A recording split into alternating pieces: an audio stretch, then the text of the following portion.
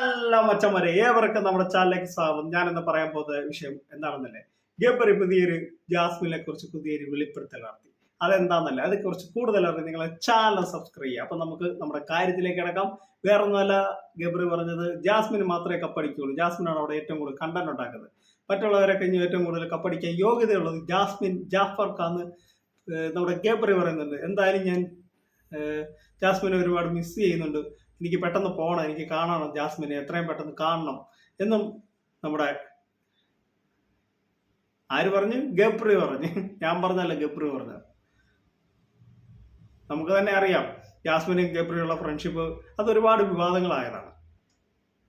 അത് ജാസ്മിന്റെ ഫാദറിന് ഇഷ്ടപ്പെട്ടില്ല, വീട്ടുകാർക്ക് ഇഷ്ടപ്പെട്ടില്ല. അത് ഒരുപാട് ജാസ്മിന് നെഗറ്റീവ് ഉണ്ടായിട്ടുണ്ട്. ആ ഫ്രണ്ട്ഷിപ്പ് കൊണ്ട് അത് കൂടുതലും ബാധിച്ചത് ജാസ്മിനെയാണ്. പക്ഷെ ഗബ്രി ഇപ്പോഴും പറയുന്നത് ജാസ്മിനെയൊക്കെ പഠിക്കുള്ളൂ, ജാസ്മിനെ കാണണം എന്നൊക്കെയാണ് ഗബ്രി പറയുന്നത്.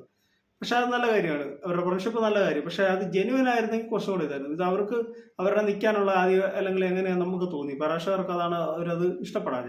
അതുപോലെ ഇപ്പൊ ഒരു കോംബോ നടക്കുന്നുണ്ട് ശ്രീതും അർജുനുമായിട്ട്.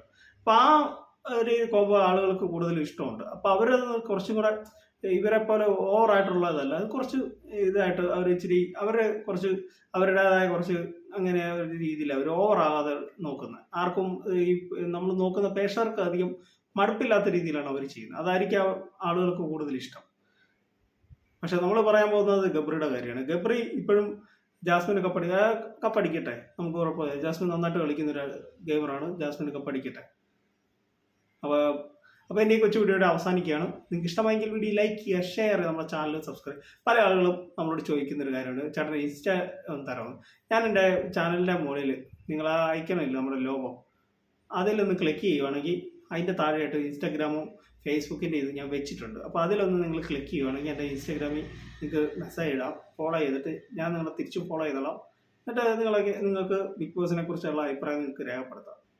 പിന്നെ ഈ കൊച്ചു വീഡിയോയുടെ അവസാനിക്കാൻ നിങ്ങൾക്ക് ഇഷ്ടമായെങ്കിൽ വീഡിയോ ലൈക്ക് ചെയ്യുക, ഷെയർ ചെയ്യുക, നമ്മുടെ ചാനലിലൂടെ subscribe. Thank you, bye bye.